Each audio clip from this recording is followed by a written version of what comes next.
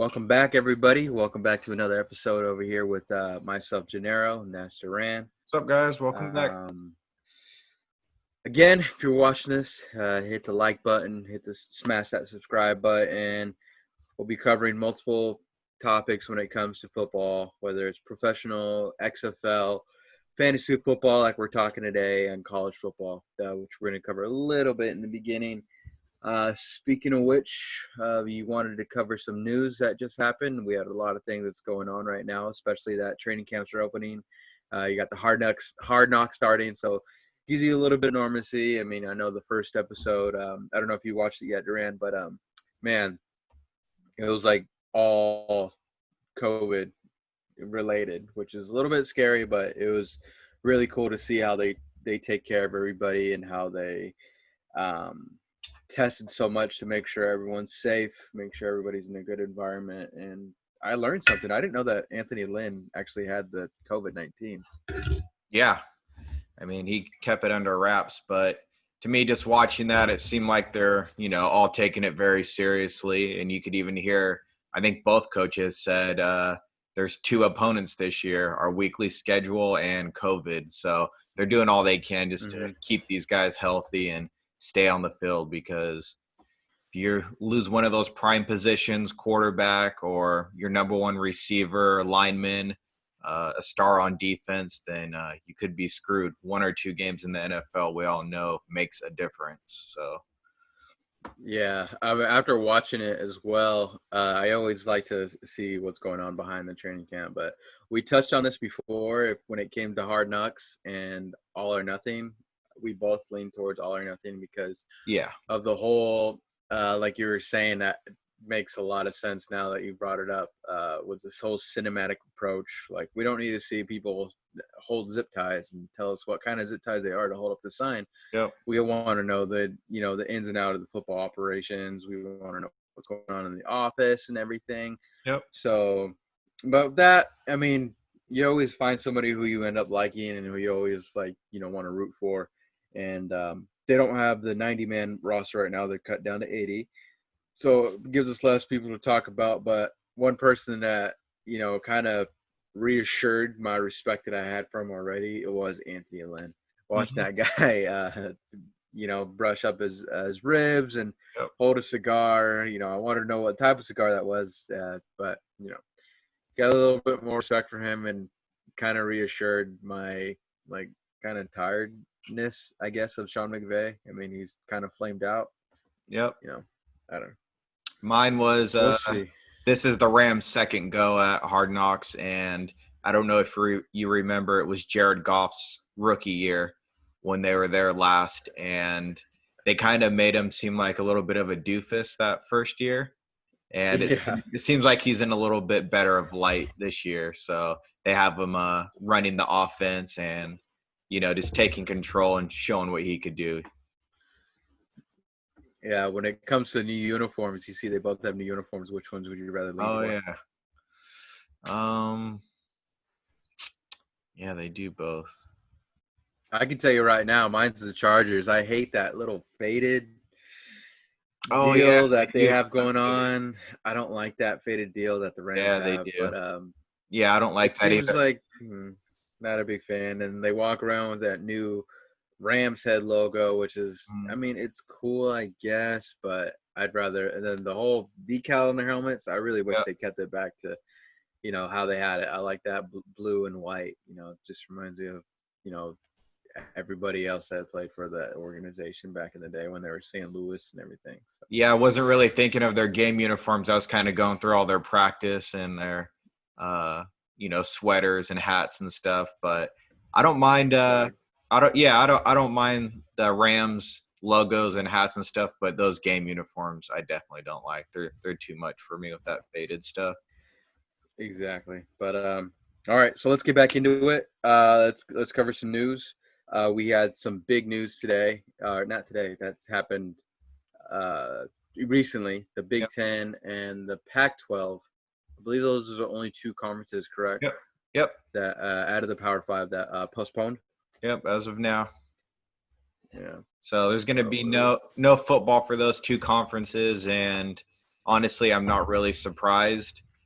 You got to protect these young players, especially Mm-hmm. because they're not getting paid. So, most of them won't be in the NFL. And the NFL players, I understand they're getting paid. They'll be out there, but these young guys just don't have a lot to play for. Most of them aren't going to get drafted, maybe 1%. But you could also definitely count on 19 and 20-year-olds somehow fucking it up. They can't really stay Mm-hmm. in a bubble probably as good as these other guys. And I think the saddest part about this is I think this is just going to be the start of a lot of college football, like schools losing the entire program, the football program. So it'll give them an excuse to get rid of it, especially if it's not making as much money as some of these top schools. And yeah, the 2021 draft is going to be nuts because of this. Yeah, with that going on, I know they want to play in spring, and the draft is kind of right at the end of spring, and Mm-hmm. they talked about pushing it back to June or July.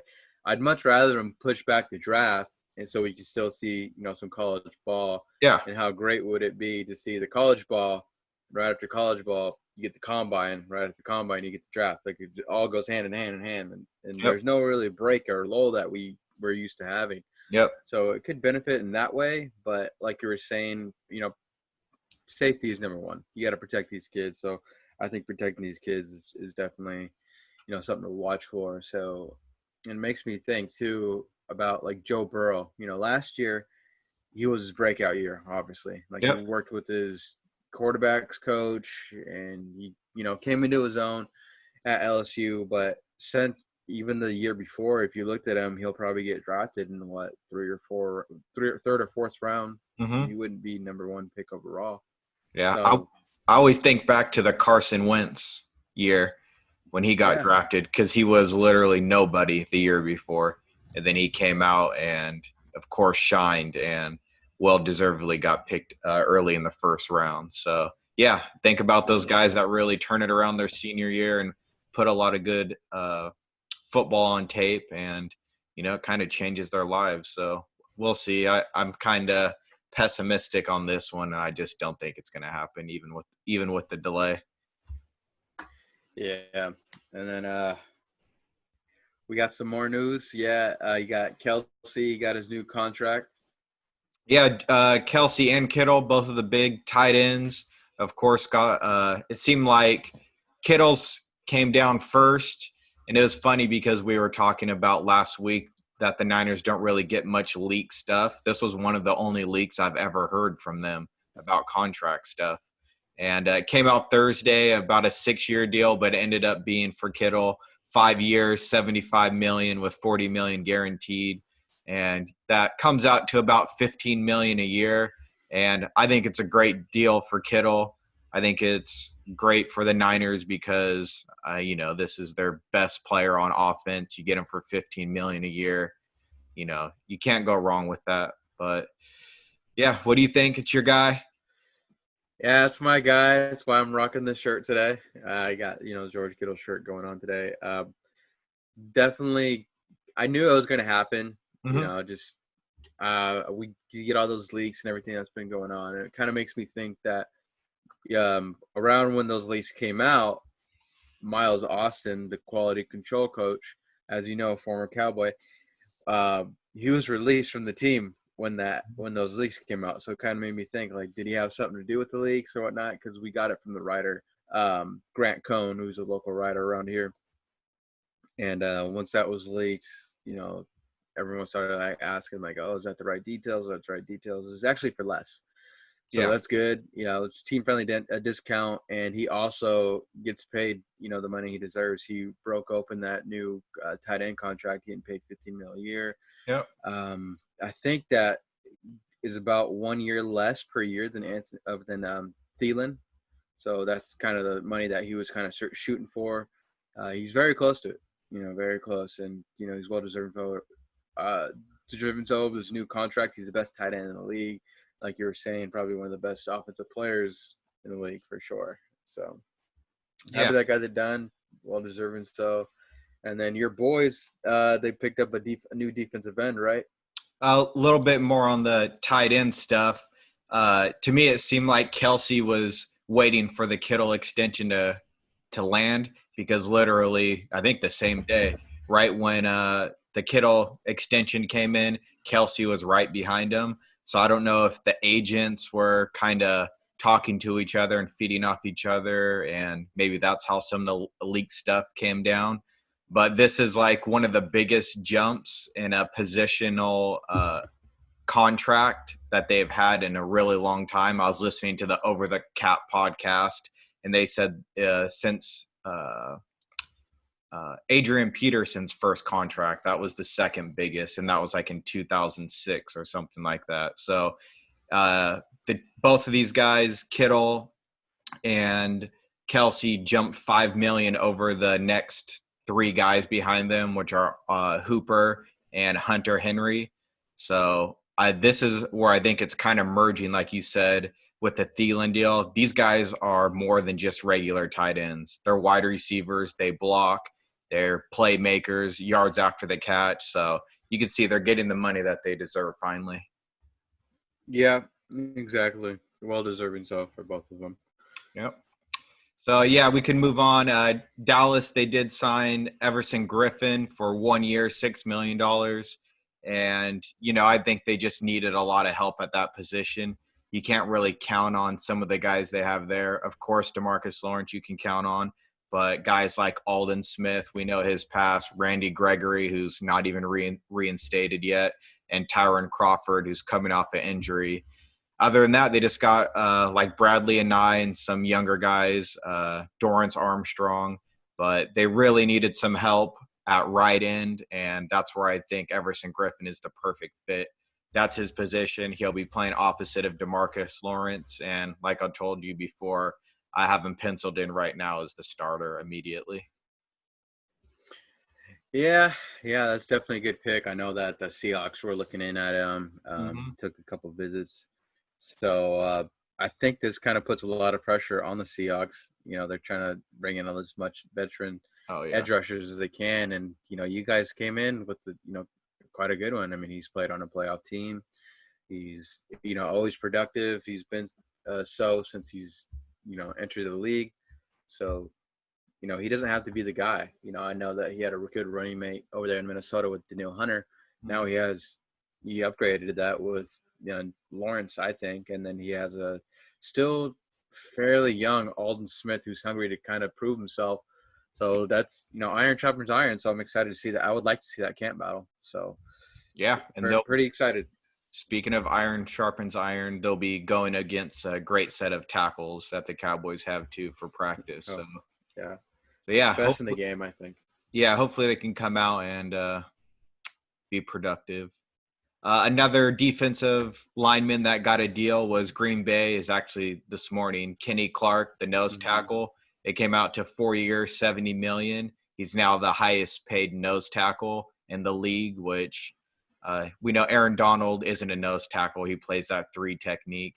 Right in the gap. But for nose tackles, I think he deserves it too. He's one of these guys that brings a little bit of pass rush from that position, which you just don't see it very often. He's only 24 years old. So another guy that I think deserved it, and he's productive and goes above and beyond. Yeah, that nose tackle position is kind of like the fullback position. You don't really see a bunch of those because it's all the defensive schemes that's been going on, and you want to see you see a lot of 3 techs. Yep. Like you see let's see, like you said, Aaron Donald. I mean, Cox. you had DeForest Buckner, Cox. Yep. Like they're all 3 techs. Yep. Another, I mean, Dontari Poe, who's now with you guys, has familiarity with that position, but you always see him shading over in the 3 tech position. I would say Snacks Harrison, but he's not even in the league right now. Yeah. So, yeah, I think he'll get signed. Yeah, those guys, they don't get much shine. They're usually there to pick up a lot of blocks, force double teams, and allow guys like Cox and Aaron Donald to shine, on those one-on-one matchups. So yeah, he's kind of just, like you said, suck at the blocks, kind of like wait, no, he plays 3 tech too. Your boy out of Milpitas plays for the Tampa Bay Buccaneers. How come I'm blanking on his Oh name? yeah, Vita Vea. yeah, Vita Vita Vea. Vea. Yep. Yeah. Yeah, he's a big boy. Just eats up those blocks for him, and allows the linebackers to make some moves going downhill as well. Yeah, definitely opened up those lanes for him. The last piece of news that we got is from the Bills. They extended Sean McDermott. I didn't get the exact numbers or years that they got on him yet, but I I have think my he's producer look that up. yeah, good. And then I just think he's an underrated coach. Ever since he's came in, he's kind of changed that culture there, and they've been playing really good underneath him. So he's building a great team so far. The offense is looking better, but I think especially on defense is where they've really stepped it up. So now I just think it's pretty much all up to the quarterback now. He has no excuses. They got Diggs on their team now. They got a nice little Cole Beasley in the slot, decent line, hard running backs. I think all the pieces are there for them to kind of dethrone the Patriots. So Yeah, I'm trying to find the exact number. I can't find the exact number. It says multi-year contract. yeah, But yeah, definitely. I think they're going to be, taking over that division there shortly. You don't really got much contenders in the Jets. I mean, Miami's they're not there yet, but I like the players they brought in. Brian Flores. I mean, I love that guy. Uh, Patriots, as long as they got Bill Belichick, they got they got a fighting chance, and especially now they got Cam. I think it's going to be a pretty good matchup between them and the Bills. But I've always been a Sean McDermott fan. As you know, I wrestled myself, and this guy was actually a really, really good high school wrestler. He was undefeated in his high school career. nice. He was really dope. But yeah, well deserving. So I liked him. Definitely a defensive minded coach. He, was a defensive coordinator for the Panthers when they went to the Super Bowl, if I'm not mistaken. Yeah, he was in 2015, and then I think the next year that's when he went over to the Bills. Yeah, he's actually Bill Burr's cousin. Oh, is he? He looks like Bill Burr. That's Yeah. funny. No, I was just kidding. He's not Bill, Oh yeah, but they look alike yeah, I thought he was. with the bald head. You believed it. I did. Yeah. I mean, he's kind of got that like red kind of Yep. hair going on, and Exactly. it's nice and shaved. It looks just like that. I knew that he was a. I thought you were gonna say you were gonna tell me that he was a teammate of Mike Tomlin at William and Mary. Like I knew that. Yeah. Uh, Yeah. So yeah. moving on, I think we're going to hit up our topic for today. I don't think we've mentioned it yet at the beginning of the show, but we're going to cover a little bit of fantasy football today, breaking down probably the top 15 quarterbacks. And we're going to do that because most of the people out there in 12-person leagues, we might even throw in some honorable mentions at the end that didn't quite make our list. But I said we start at number 15, kind of work our way up to number 1. We'll probably overlap each other from time to time, but that's fine. We could just go on through. And when you're looking for fantasy football quarterbacks, is there anything specific that you look for? Team-wise, offensive line, running game, anything like that? I always think of the weapons that they have. Of Yeah, course. I always look at everything they have around them, their supporting cast. Like I want to say, like, yeah, look at their line as well. It's always great to have one of the best lines, like Dak. Yep. But then you look at like Russell Wilson, who's doing it without a line. Yep. He's doing it by himself. Deshaun Watson, he's doing it with an okay line. It wasn't the best. They don't, have now they have Larry Tunsil. We'll see how that goes. I mean, he wasn't out the whole time. Yep. But yeah, there's always those. yeah, it's pretty interesting to see. There's always those outliers for sure. Even when you're looking at passing yards, passing touchdowns, Lamar Jackson, of course, breaks that mold just because of his rushing ability. You get guys like that no matter how bad the supporting cast around them is, they're still able to produce anything like that. But what I did for each team or each quarterback, I kind of did exactly what you said, and I ranked their weapons 1 through 32 in the league because that's one thing that I really look for. Last year, if a quarterback had 2 top 25 wide receivers, 100% of the time they finished as a top 5 quarterback. So if you can get 2 guys, and I also throw in tight ends in there, like Niners with Kittle and KC with Kelsey, if I add them in as one of those top 25 guys. So that's what I look for. I think the bonus is if they have a good offensive line that allows them to throw the ball. And then I even rank their running backs because I think feeding off of the running back, just takes a little bit of pressure off the quarterback and allows him to get the ball down the field and the play action, the rollout, and type of stuff like that. So those are the 3 main things I look for. I also go back. Go ahead. I also go back and I look at their points per game that they had last year, how many times they finished as a top 10 quarterback per week. So each week, how many times throughout the season, how many times they were top 10. And then I look at their red zone stats and I rank them. I rank them from 1 to 32. I did 32 quarterbacks total, but we're only going to talk about 15. I rank them for how good they are in the red zone. And then a little bit further on that I don't really look at that much is, like Yahoo and other fantasy football websites, what their projections are for points for the whole season. I also look at how many total passing yards they're going to get and touchdowns, because I think that's pretty important, just how many times they get the opportunity to throw and rack up those yards. Yeah, I kind of went with it's more of a gut feeling for me. I always look at the rookies, kind of see what they have going on for them when they enter the league, because because I know a lot of people around me, they're not really high on rookies until they get to see what they do in weeks 1 and weeks 2. So a couple of years I've hit on running backs, I've hit on receivers, and I hit on a couple quarterbacks. But I think one of the best moves that was done in my leagues was when somebody picked up Pat Mahomes as their number 2 in 2018, and he just went crazy. And I think that was you, right? Yep. Yeah. Picked up Pat Mahomes in 2018. I think that was his best year, because last year he did get hurt, and he just went crazy and just went on a tear and never looked back. Yeah, I forget. I might have picked up Carson Wentz that year, and he just wasn't ready to start the season. So then I had to pick up another quarterback, and it just happened to be Pat Mahomes. So that definitely saved me there. But do you have any rookies in your top 15 this year?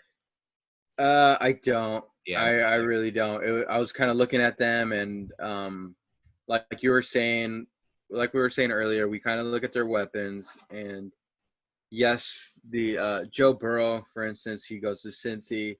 AJ Green does sign his contract, but that's not proven if they're going to keep him or not. They still have the option to trade him away, and they're still building, so they do need that draft capital. So we'll see. Joe Burrow is my highest rated rookie. I do think he has good weapons around him. AJ Green, Tyler Boyd, and the rookie T. Higgins. So I think he does have pretty good weapons there. It's just I haven't seen it from him yet in the NFL. This is a weird year with the COVID stuff, so he's not getting as much time to work with the team. And I have them down as pretty much the worst NFL offensive line in the league, which usually does not work out very well for rookies. So where do you have Ryan Fitzpatrick? Ryan Fitzpatrick, I kind of have him – I have him split with Tua, and it's because I think Tua could eventually take over, so I don't know if he's going to finish off the year. But out of 32, I have him at 29. So I have him at like 32, and then I have Tua at 33, because I eventually want Tua to take over. I mean, I loved watching that guy play at Alabama. I love that he's a lefty, because you don't get to see that much. And one of my favorite quarterbacks of all time was a lefty. And no, we're not talking about Michael Vick. We're talking about Steve Young. But Kellen Moore. Yeah, so Kellen Moore, Boise State legend. Let's see here. All right. Go ahead. Start with. What do you have? Oh, my number 15th guy. Yeah. I have is. It was kind of hard for me to believe it or not. I wanted to because when it came down to throwing down, I had a top 10 set. I was comfortable at it. Then he said through 15. I had guys on the bubble, and it was kind of hard for me to rank them down. Yeah. But number 15, I have Ryan Tannehill. Okay. I have Ryan Tannehill because what's that? He's number 16 for you? Yeah, so he just outside my list. I put him on my list because number 16 for me is actually Daniel Jones. Okay. Um, Ryan Tannehill, I mean, when he entered the league, when he entered, you know, the starting spot for the Titans, he didn't take over, till later on in the season. But when he did, he didn't look back. He went on terror, kind of got unlocked like what he did in Miami. He didn't really do as much. He did some his rookie year, kind of blended really well with Jarvis Landry, but didn't really open it up. And you look back at his averages and you compare him to someone like Dax, he's kind of run the same area as that. So when you go back and look at his points breakdown and whatnot, he's scoring in 34s and 35s, kind of matching or keeping up to par with that. And that's kind of guy who I kind of not really compared him to as a football player, but when it comes to a fantasy point scorer, I guess is the right one. I, kind of compared them together and kind of matched up. He matched up pretty well with them. So I put him at number 15 because, he needs to prove it a little bit more. It was only that 1 year. Yep. And, like it all depends on his weapons that he has around him as well. So I'm not 100% sold on all of his weapons, but one guy I am sold on for sure is AJ Brown, and he's going to be the primary target. So we need to see a little bit more out of Corey Davis. And you see if they're going to have anybody, catch into the backfield. I know Evans in college has a lot of that, but he's a rookie. He needs to prove it a little bit. And he's going to take a lot of, carries from Derrick Henry or a lot of snaps from Derrick Henry because they want to pass more. We'll see. Yeah, he was right outside of my top 15, but like you said, he's just got to prove it a little bit for me. But two things that I did like about him last year was he was number 10 in points per game and number 8 in top 10 weeks. So that's, he's a top 10. He was top 10 in fantasy for me last year. It's just, to me, that might be the outlier year of him. He didn't even play the full season. So, he's right on the bubble for me. I'll definitely keep an eye on him. But for my number 15, I actually went with Baker Mayfield. He's one of those guys. He's got good weapons, but has underperformed the last couple years. So we all know he's got Odell Beckham Jr., Jarvis Landry, and now he has some help. He has 2 pretty good tight ends. And what I didn't like is he was only a top 10 quarterback 6% of the time, which is pretty lousy. But I gave his weapons rank number 11 in the league. He has a top 10 offensive line, and he has a top 5 running back. So I think he just has the weapons and the pieces around him to succeed. He does have a new coach, so the new coach can come in there and bring some juice, hopefully. And, Baker Mayfield is one of those guys that the talent's there, the weapons are there. I think he could do it. So Baker Mayfield lands in at number 15 for me. Yeah, Baker, I have him just outside as well. Okay. I have him right behind Daniel Jones. Okay. It's hard for me to kind of say I trust Baker because they brought in Case Keenum, and now is Case Keenum going to be the extra coach because it's Stefanski. Stefanski is a guy that can unlock Baker, kind of keep him more consistent than he was last year. I know last year was kind of hectic for him. Taking it from a running back, just a guy that's promoted from the running backs coach and then good head coach. And now you get somebody who's been an assistant head coach and an offensive coordinator, for a playoff team. And, now he gets to perform. So we'll see. I'm not too sold on Baker yet. And it's not because I'm a, OU hater, because I do have Kyler in my top 5. So there you go. You want me to go next with 14? Yeah, go ahead. Yeah, go for it. All right, next I went with the guy that he's done it before, and he's proven that he could be a top fantasy quarterback, but he's coming off of an injury, and that's Ben Roethlisberger. And I do like Juju Smith-Schuster. They never use a tight end, so I'm a little bit concerned about his weapons around them. And out of the NFL, I ranked him number 23 in weapons. but he has a great offensive line. I rank them as number 7. They have a solid rushing game and multiple backs that can come in and pound the ball for him. But Ben Roethlisberger, he's just a guy. He's proven that he could be a top fantasy quarterback. He can get the ball down the field when he wants to, and yeah. So I have him. I have him low, but he's one of those guys that I'll take as my backup quarterback and throw him in there if I have an injury or something like that. Yeah, I have Cam Newton at 14. I have Big Ben at 13. Okay. For pretty much all the reasons that you said. He is coming off a big injury, but Cam Newton, he is as well. But the thing is that he wants to prove himself, and he didn't feel the love and support in Carolina, especially towards the end of basically them cutting him. Yep. So he feels wanted in New England. I think he wants to prove himself a little bit more, so he's going to play with a little bit of a chip on his shoulder. And when you get that from Cam, it seems like a good deal. So it was kind of hard for me to put him there, but I mean, I've loved Cam since Auburn, and he's been a consistent fantasy scorer when he's been in the game. So, Yep. We'll definitely see. And he's playing with the better offensive lines that he's ever played in his career. So, yeah, I probably won't have many shares of Cam this year. I don't like the weapons around him. We know he has Julian Edelman that's still there, but to me, that's more of a precise, quick throw type of thing, which I'm not sure Cam, that's his strength. So I think he's going to have to use a little bit of the other receivers on the team. Not much help at tight end. I know they got 2 young guys there that are coming in, but don't really like that. So I ranked his weapons 30th in the league. I ranked his offensive line number 5, which is pretty good. So hopefully they can keep him upright and stuff like that. But they did lose Dante Scarnecchia, who was known to be one of the best offensive line coaches in the league. So I want to see Cam succeed, but he didn't make my top 15.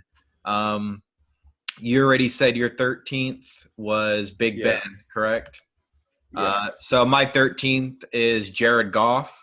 And this goes back to looking at the weapons and stuff like that. So while I don't think that he has like a top 10 wide receiver, he does have 2 guys that I think could crack the top 25, and Robert Woods and Cooper Kupp. So I don't think those guys are quite game changers, but we know McVay could set up that offense with a lot of play action and stuff like that to get the ball downfield and kind of set Goff up for success. I ranked his weapons 18th. His offensive line is pretty bad at 26th. I did like that last year he was 12th in points per game, 7th in top 10 weeks, and he was actually pretty good in the red zone. He ranked a number 8 out of all quarterbacks. So I think he can keep up with producing about 280 yards per game and, yards count too. So I went with Jared Goff at 13. Jared Goff, 13. All right, brings it to number 12. Yep. Number 12, I have somebody who's always been in the middle of the pack. Always, he had 1 year. Well, he's obviously MVP, but hasn't really shined. He picked it up towards the middle or towards the end of last year, and that's Matt Ryan. I love his weapons around him. Got so much love for Julio. He's always been one of my favorite receivers. And then you got Calvin Ridley. And then they have a new weapon, which is Hayden Hurst, who I liked Hooper, but I mean, if you're gonna replace somebody, kind of replace him with someone who's similar, and I think it is Hayden Hurst, who's a former first-round draft pick, and then their number 3 on the offense now is Laquan Treadwell, who's another first rounder. Then they got another first rounder in the backfield with a new weapon with Todd Gurley. Yep. So that definitely gives them, like we were talking about earlier, with weapons. I don't know where you have him ranked as far as his weaponry, not him personally. But I got him at Ryan. Got him at number 3. His weapons? Yeah, he's got a number 1 receiver. I love Calvin Ridley. I think he's a great number 2. He has a tight end, running back. So, yeah, I do like his weapons. But I'll touch on Matt Ryan. He's on my list and a few more players. Okay. All right. Yeah, I have I put him down a little bit lower because um, yeah, he was neck and neck with a young buck coming in, and he's kind of towards the end of his career. And I know they got a little bit more help on that center spot because we're not really sure about Alex Mack, and they drafted Matt Hennessy, and Matt Hennessy is actually a pretty solid player. And who better to learn from Alex Mack? So he definitely needs to prove himself on that much, but they still got a solid offensive line as well. So Yep. So for my number 12, I went with a guy that was actually number 1 on my list a few years back. And as we've seen, he's got a new coach a few years ago or last year, and things have kind of changed there, and it's Aaron Rodgers. To me, whoa, okay. his weapons, I'm just not too happy with. He does have a number 1 wide receiver in Devontae Adams, but other than that, he has nothing. We talked about it, I think, on the last podcast. If Devontae Adams goes down, Aaron Rodgers is in a lot of trouble. So the strength of this team to me is in their offensive line and their running backs. Their running backs, we even saw they drafted A.J. Dillon this year, who is just going to keep pounding that ball. And I think that's just the focus of where they're going to go this year. I have him at number 12. Last year, he was number 13 in points per game. So I have him around the same range. He was number 18th in top 10 weeks, which isn't very good. Seemed like his ceiling has been dropped down. But he was pretty good in the red zone, right in the middle of the pack in yards per game, and right in the middle of the pack in points per game at only 23. So this is just one of these offenses where I think Aaron Rodgers is great still. I love him as a quarterback, but just the scheme that they're running and his weapons aren't going to do it for me this year. Gotcha. Okay. Where do you see him getting drafted as far as what round would you want to pick him in? Me, I would wait. I would definitely fill up both of my running back spots, both of my wide receivers, maybe even my foot. Yeah, I would. For me, he's 6th round and later. And in our league, quarterbacks are valued more than most leagues. So yeah. I'm waiting for Aaron Rodgers. I'm not going to take him very early. I hope someone in the league just takes him early and wastes their draft pick to me. So yeah, we'll see. Did you do your 12? Or are you on 12? I did my 12. My 12 was Matt Ryan. So Okay. it's number 11. 11. So number 11. Yeah, this is where I was going to put Matt Ryan. Yep. And then I kind of looked at his weapons and someone who I do like a little bit more.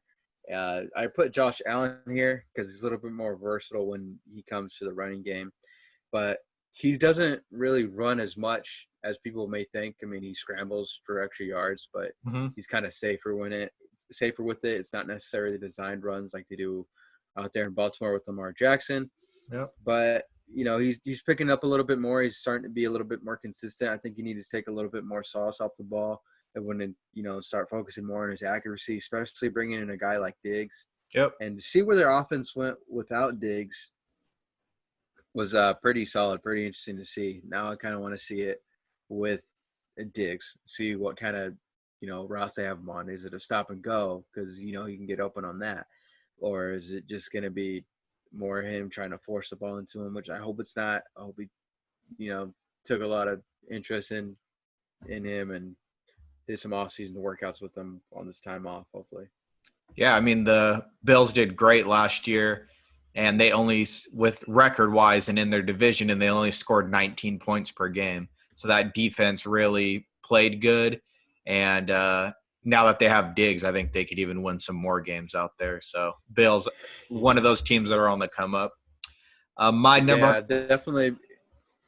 Because one thing I do like too is they got Cole Beasley, who's a nice little slot guy, and then they still got Smoke Brown out there as well, and they got good depth. So and they also picked up another offensive weapon in the draft with Zach Moss, and then you got Motor Singletary still out there. So they're a great young team, like you said. So just shy of my top 10, but go ahead. Who's your number 11?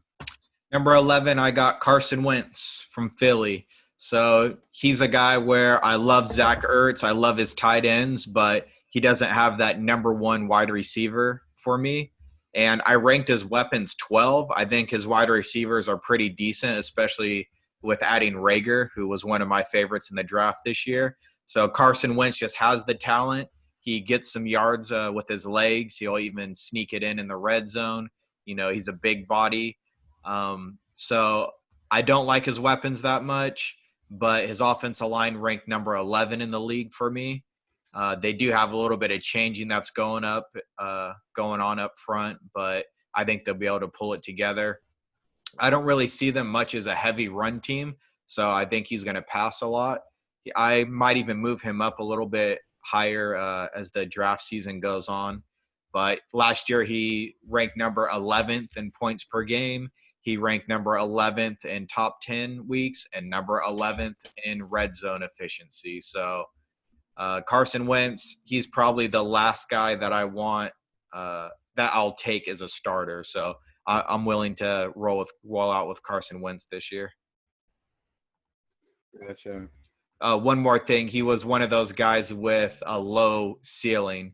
He was only top 10%, 12% of the time. So 1 out of 10. I thought he was definitely going to be in your top 10 for sure. He's almost. My number 10 is a guy that I really like. So go ahead. Who is your number 11?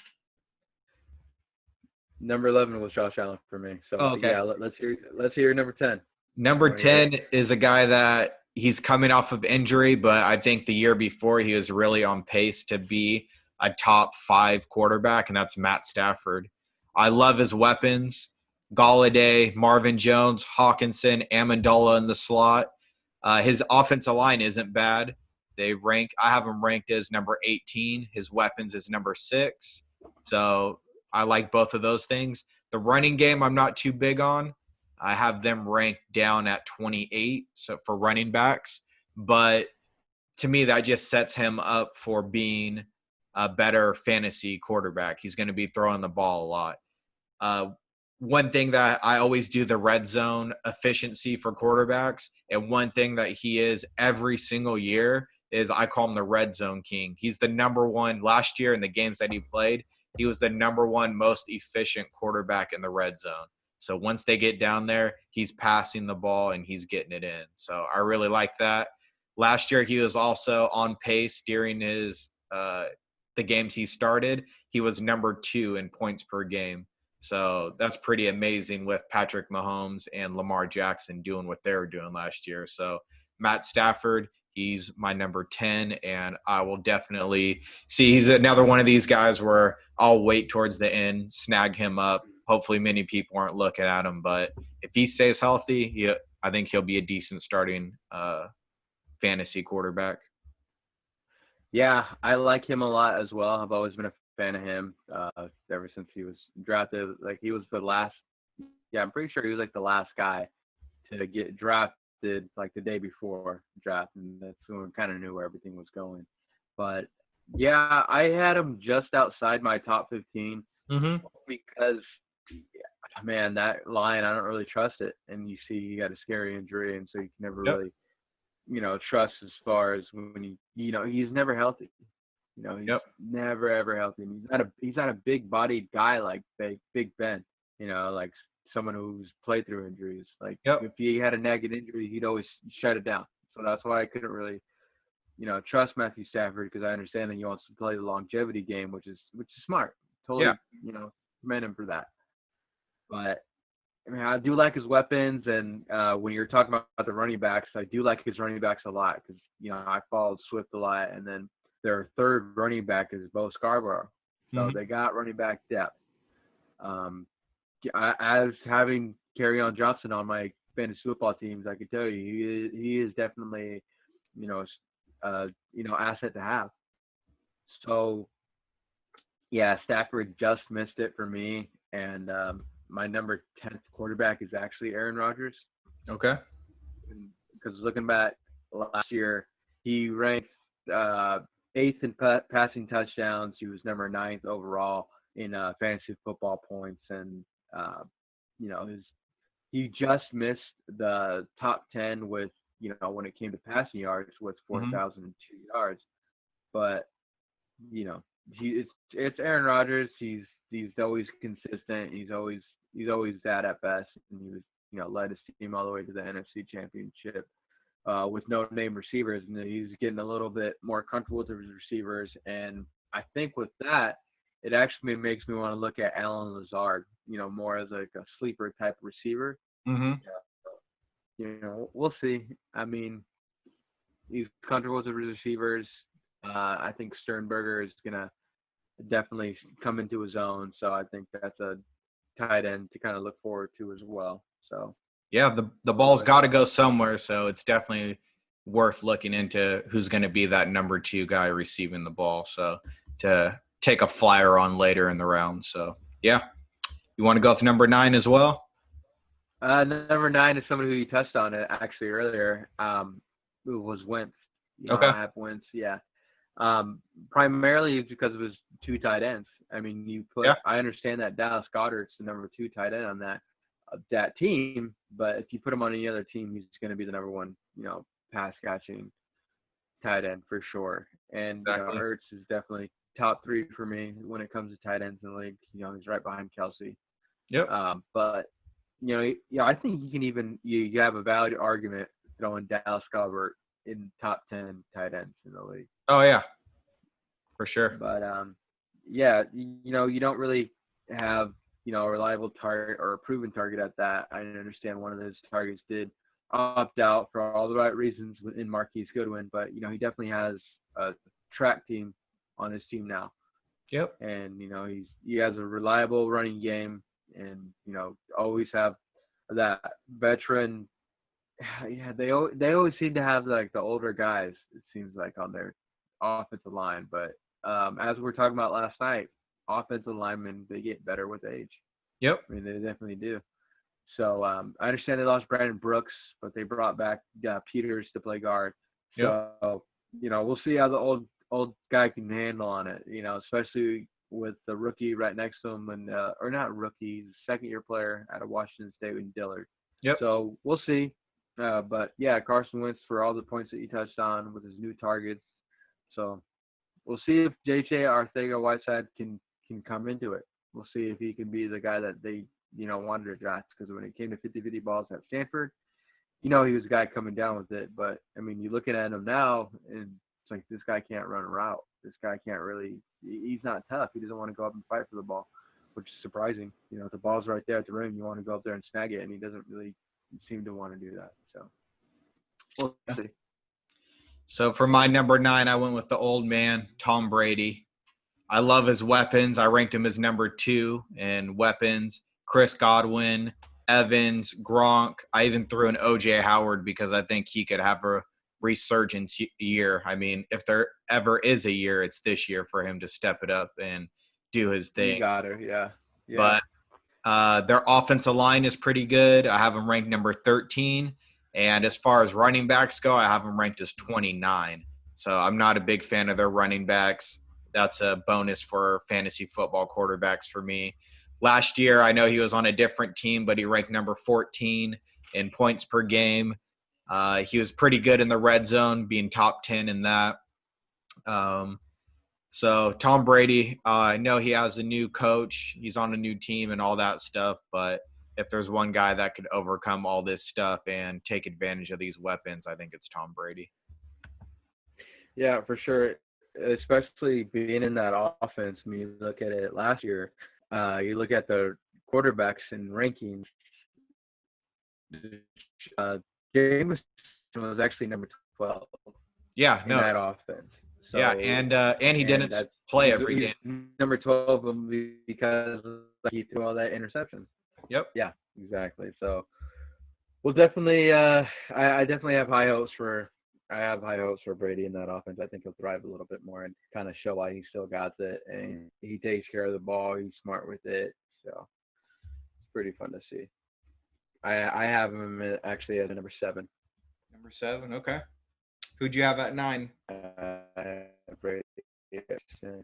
At number 9, I put Wentz.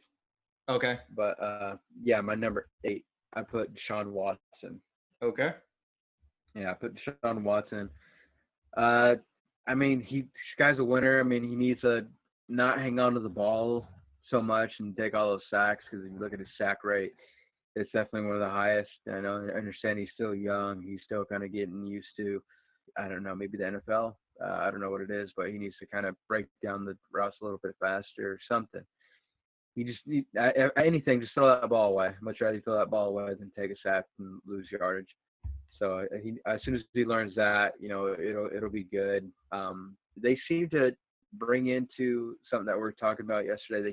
They seem to bring in a little bit more speed, and they kind of have all receivers that are a little similar. And Will Fuller, now Brandon Brooks, Randall Cobb, Kiki Kote, and Kenny Stills, and then you got DeAndre Carter as well. Their tight end situation isn't the best, and Darren Fells and Jordan Atkins. But one rookie that I did like who they brought in was Kale Waring. So I have high hopes for that guy, and you always got that reliable pass catching running back in Duke Johnson, and then they got David Johnson now, whose history shown that he can catch out of the backfield, and he's reliable when it came to fantasy. But he's on a new team, so we'll see what he does. But Deshaun Watson, overall, when looking back at him, when it came to fantasy, he was always reliable for me. He was definitely one of the guys I always like to look for. So Yep. Yeah, Deshaun Watson's going to be my number 7. I'll hit him on the next one, but my number 8 is Kyler Murray, and Kyler Murray now has legit top 3, top 5 for sure wide receiver on his team. I don't really know if he's going to have a second wide receiver that's going to be top 25, and that's just because I think some of these younger guys might be splitting the targets with Larry Fitzgerald. Isabella, someone else might step up and kind of fill in that void. So I think as a collective, they could have another top, group of wide receivers right behind him. They don't really have much at tight end, but I do like his weapons. The offensive line still isn't that good. I have him ranked number 24, which this is one of these guys similar to Russell Wilson, where he could overcome a bad offensive line. We saw what he did last year with, I think, even worse offensive line. So I do like his running backs. They're pretty solid, but I just expect him to take that leap this year. Last year, he was number 15 in points per game. Top 10 weeks, he had that very low ceiling. He ranked 23rd. I think that's all going to change this year. One area where he did kind of shine was in the red zone. He ranked number 13. So just building off of last year and taking that next step, I think Kyler Murray is going to be a top quarterback this year. So, yeah, Kyler. I'm going to hit on my number 7, Deshaun Watson, like you just did. Yeah, like you mentioned, I don't really like his wide receivers this year. Seems like they're all, I said it to you last night. If you're a defensive coordinator and you're uh, like game planning for your secondary, there's not one guy that you're going to single out and be like, we have to stop him. We need to double team him. We need a guy to travel with him. You're pretty much just going to line up and play these guys as they roll out. So Deshaun Watson, he loves to try to make plays. He is a playmaker. I love watching him play. He ranked number 7 in points per game last year.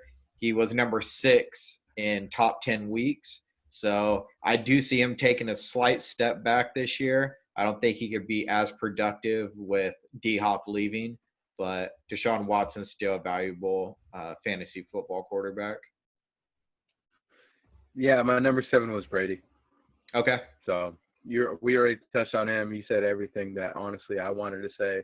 The Yep. only thing that I would add is just uh, that his interception level is going to be super low, Yep. and he got his friend back in Gronk, like you were talking about earlier. So I think that comfortability is really good, and what he did was actually pretty smart.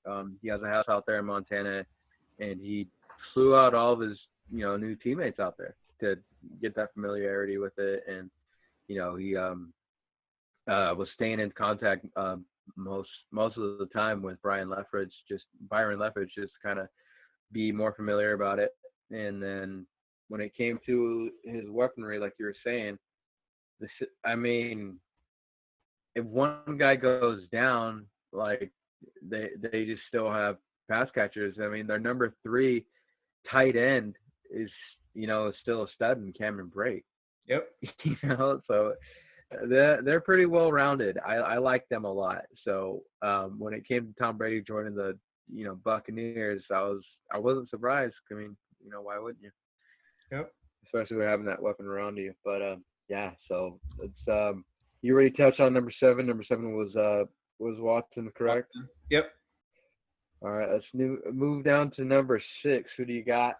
Number 6, I got Matt Ryan. I know you talked about him earlier. He ranked number 3 in weapons for me. I love Julio Jones, legit top 3 fantasy wide receiver. Calvin Ridley is one of those guys that I really like. I think he's underrated, and especially in fantasy football. We'll hit on wide receivers coming up in the next couple weeks, but he's one of those guys that I'll have probably ranked higher than most.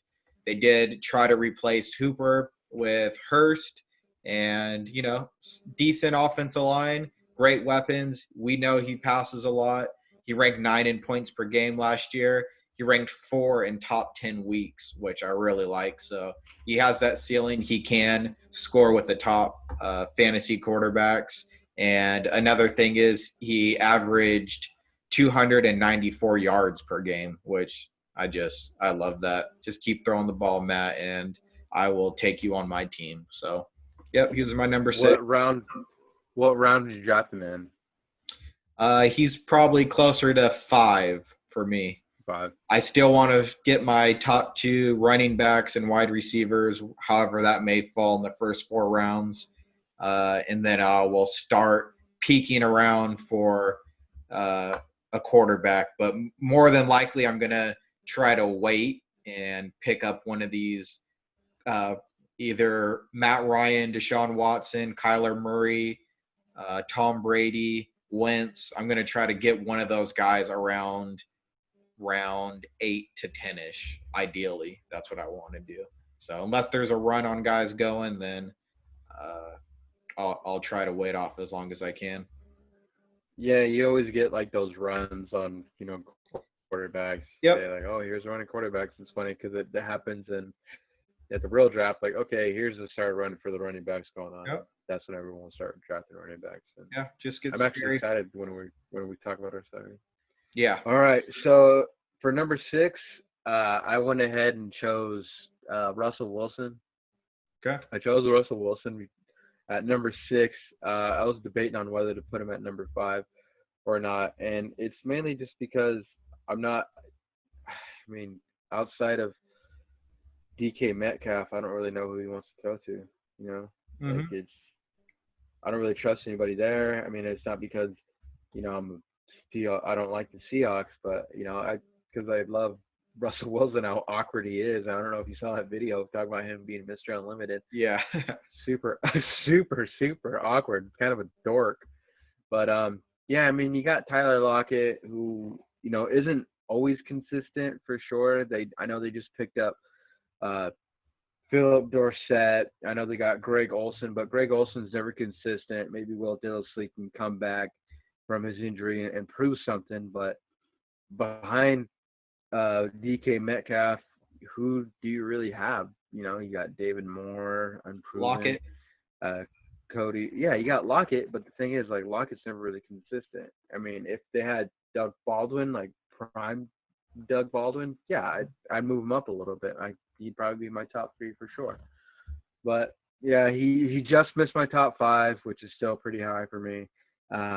He's coming in there at number 6. He's somebody who does it all by himself. Because he doesn't have that solid line that a lot of these guys do have. I mean, their center is PJ Finley, who's not really good. They just actually cut their starting center that they had last year in Joey Hunt. So they're coming in with a new center. They're coming in with a rookie guard and Damian Lewis. So we'll see. Yeah, we'll see how this line holds up. But as of right now, it's Russell Wilson because of what he does. Because how he is in the pocket, whether he's not trying to run the ball to create, a play. He's trying to run the ball to scramble to have his receivers create plays. So I think maybe that's where Luckett kind of shines there. I mean, we'll Hmm. see how we'll see how Philip Dorsett does. He's kind of a one-trick pony to me, but we'll see. Yep, I got Russell Wilson as my number 5. So yeah, just like you said, I think I do like Lockett a little bit more than you do. Lockett has been a top 25 receiver for the past 3 years in points per game. The one thing that I absolutely hate, and they never fix it, is their offensive line. I ranked them number 28, and Seattle has been in the top 10 in sacks allowed for the past 5 years. So Russell Wilson, that's the one downfall is he continuously gets sacked. Well, one bright spot, well, he finished eighth in points per game last year, but the brightest spot, the bet where he plays the best is the red zone, and he ranked number 3 in red zone efficiency. So Russell Wilson, when it comes down to that red zone, he finds a way to get the ball in there, and yeah, I got him at number 5. I'm pretty sure they still have Cable as their line coach, Yeah, and who hasn't developed a line in a long time. I mean, it's crazy. even out the Raiders. So Even at the Raiders. yep. Number At 4. number five, Oh, at number 5 for me, I have Kyler. oh, I yep. put Kyler there. I think all we did is just kind of switch Russ and Kyler around, but pretty much all the things that you hope for. I mean, quarterback. This is his second year in this offensive system he's been running since high school, but second year in the league, and this is where the time where you see most quarterbacks start to shine. And I think that he's next in line as far as that, especially having a reliable receiver who will win you 50-50 balls, who will run up, great routes in D Hop. I understand they don't have, the best, behind him, isn't really the best, but I mean, if you look at what Deshaun Watson did with them, I think that he'll be all right.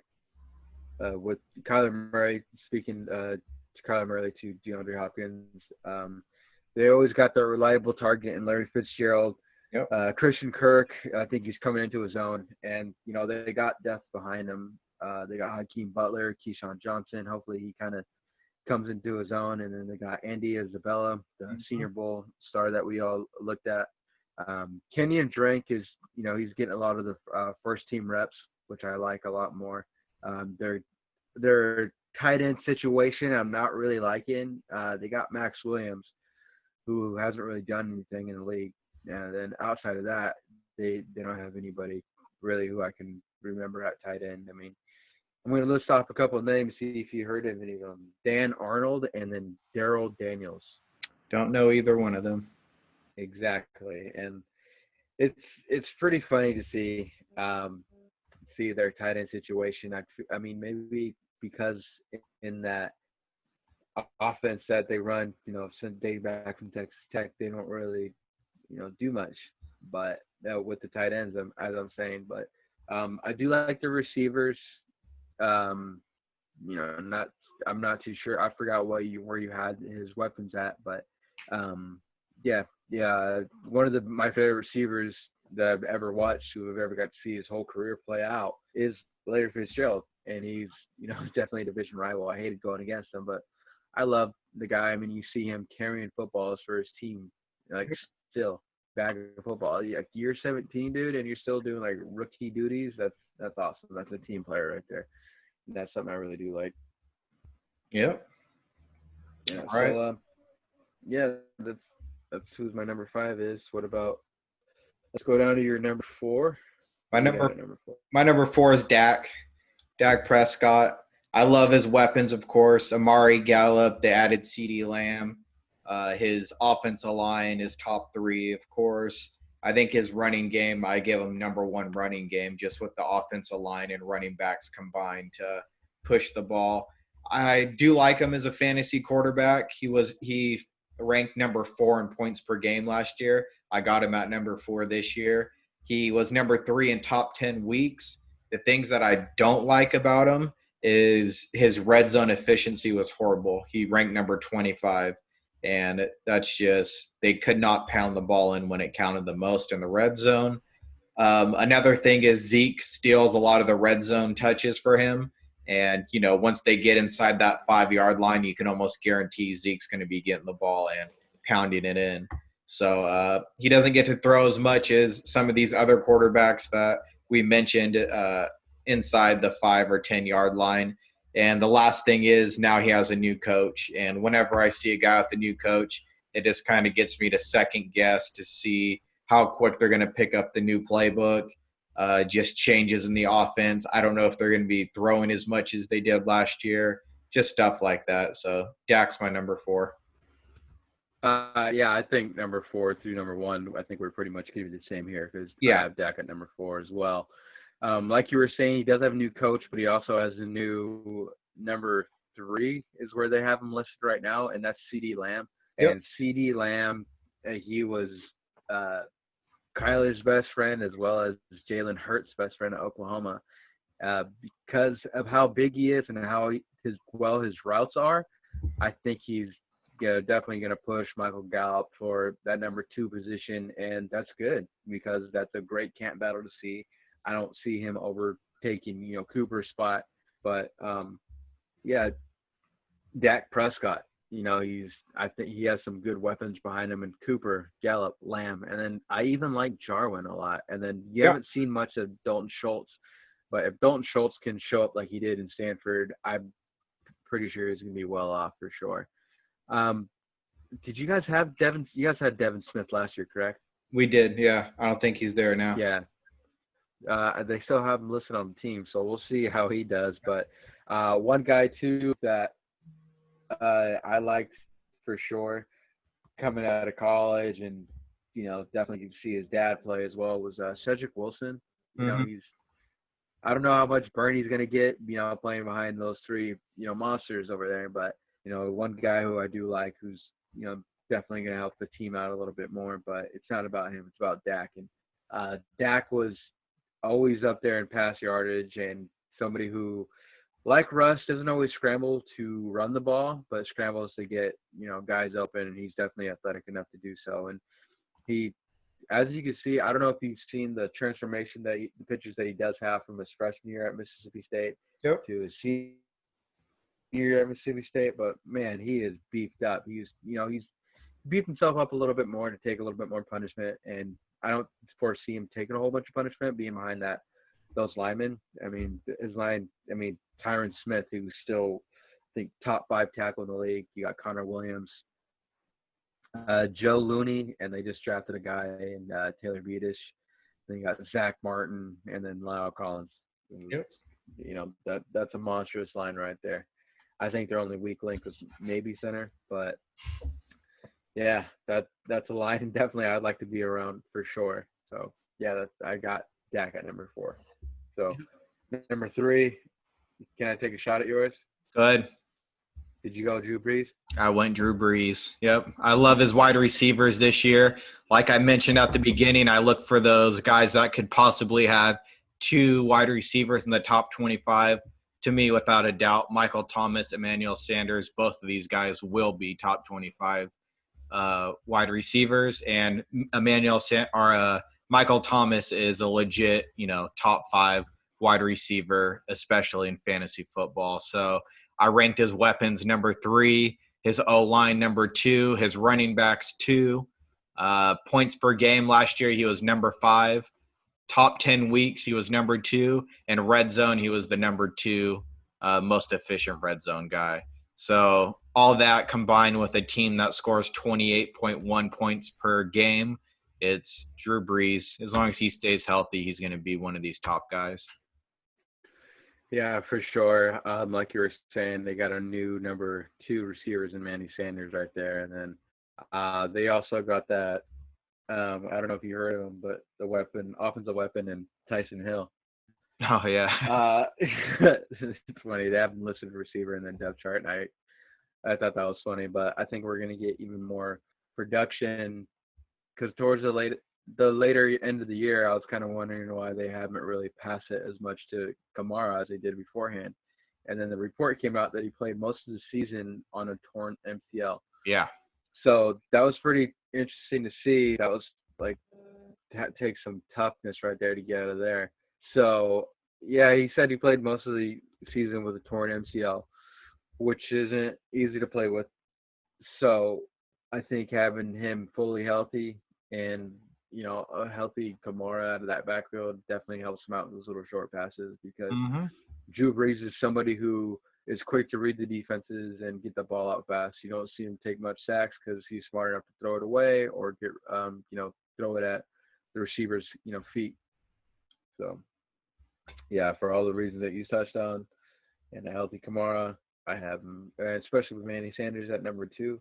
Takes Yep. a lot of pressure off of Michael Thomas. That's definitely yeah, he's the my I, number 4.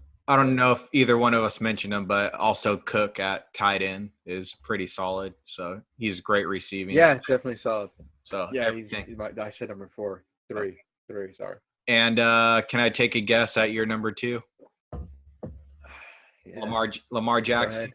Lamar. Yes, Danny Dalton, baby. Hey, he has a lot of Yeah. weapons and a good offensive line around him. But yeah, Lamar Jackson, Yeah. my number 2. Of course, his rushing just gives him that boost. He's not the best at passing. He's not going to be up there in the top of yardage. I don't think he has 2 legit wide receivers. I think he has one that's pretty good, Marquise Brown, but even him, he's got to stay healthy. He's got to continue to build and show that he could be that top wide receiver in the NFL. But he has a great offensive line and a run game to support him. He was number 1 in points per game last year. He was number 1 in top 10 fantasy weeks, and he was number 4 in red zone efficiency. So even when it gets down to the red zone, I think he ran it in more than any other quarterback except for Josh Allen, but in the red zone. So one stat that I love is if Lamar Jackson was a fantasy running back, if you only took his rushing yards, he would have been the number 6 running back last year. So if you draft him, you're not only getting him passing, which he was very efficient doing last year, you're getting a top 6, top 10 running back on top of it. So Lamar Jackson. Yeah, I have Lamar Jackson at number 2, and I was thinking to myself, like, if he doesn't run the ball so much, as much as I bet Greg Roman offenses does, like, he definitely has, contention of being a number 1, but because of that, definitely need a healthy quarterback. I mean, if you're hurt, you can't play, but I do like the young weapons that they added to the squad in Devin Duvernay and James Prochet. Yep. That's definitely something to look at. He definitely still has that consistent tight end in Mark Andrews. So for everything you said, yeah, Lamar's my number 2. Yeah. He's only grown as a player, and I think he's next in line as far as the quarterbacks get paid. Yeah, and watch out for Duvernay. He's one of those guys that I think can come into the NFL and step his game up. He was a playmaker at Texas. I really liked him. But of Yeah. course, number 1 consensus I think in the entire world is Patrick Mahomes, the $250 million man, whatever the hell you want to call him. Has 2 legit top 25 guys, and we know he's got Tyreek Hill, who's going to be a top wide receiver. He has Kelsey, who I kind of throw in there as another option. Of course, he's not a wide receiver, but he's going to be top 25. They don't really use the running game as much as other teams do, but that's one of the things that I kind of rank as a benefit to Patrick Mahomes because he's going to be throwing the ball so much. Even with his injuries and stuff, he ranked number 5 in top 10 weeks. He was number 3 in points per game. His team was second in points per game at 29.9. First was Lamar Jackson with 31. So they're right on the heels of the Ravens. Projected points and fantasy points, I just have him far and above everyone else. So, yeah, give me Patrick Mahomes any day. And to me, I will start considering him in the third round. Give me one running back, one wide receiver, and if Patrick Mahomes is there, which you probably won't be, I will be snagging him. But that's where I got him last year in my high rollers draft. Yeah, I have a feeling this year people are gonna take him and Lamar in like the first and second round. You always Yeah. got one of those guys in our leagues that will, Yep. do that. But one thing that I do like the only change is in their running back game, and like you said, they don't utilize it too much. So now they have a new 1 and 2 running backs. It's gonna be Clyde Edwards-Helaire, the rookie, and then your second one is veteran DeAndre Washington, who comes over from the divisional rivals in the Las Vegas Raiders, Yep. who's actually a pretty solid running back when I got to see him play on the field. But they return a lot of their playmakers. They keep it all they keep it all the same. They brought back Sammy Watkins. You got Mecole Hardman, Tyreek Hill, Demarcus Robinson, Byron Pringle. So, that's something the consistency definitely helps us, young quarterback still grow, and he's still growing, which is pretty scary to see because you look at the way he throws the ball, you can, with the flick of the wrist, he throws it 70 yards. It's pretty crazy. Yeah. With ease. With ease. Yeah. See if we have any breaking news coming out. Anything? Well, we have. I don't know if you remember the old. And I shouldn't say old, but 2 years ago, back in the Harbaugh, 3 years ago, back in the Harbaugh years, the 49ers had a fullback in Bruce Miller. I don't know if you remember him, redheaded dude, wore number 49. But anyway, he was kicked out of the league because he beat up an old man in San Francisco.